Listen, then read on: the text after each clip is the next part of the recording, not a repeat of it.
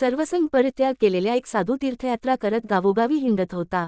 गावोगावी प्रवचन देणे आणि उरलेल्या वेळात ध्यानधारणा करणे असे त्याचा दिनक्रम होता।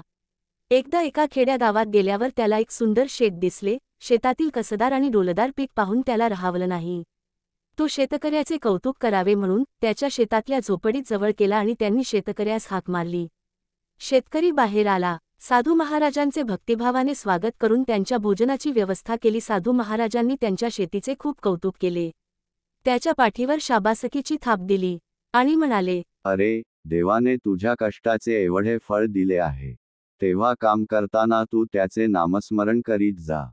महाराज, त्या परमेश्वराचे नामस्मरण तर मी क्षणाक्षणाला करतो।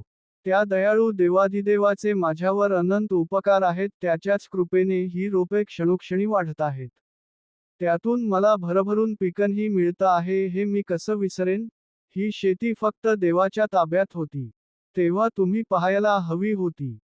मात्र देवाने या शेताची जबाबदारी माझ्यावर सोपवली आणि त्यानंतरचा हा परिणाम तुम्ही समोर पाहत आहात।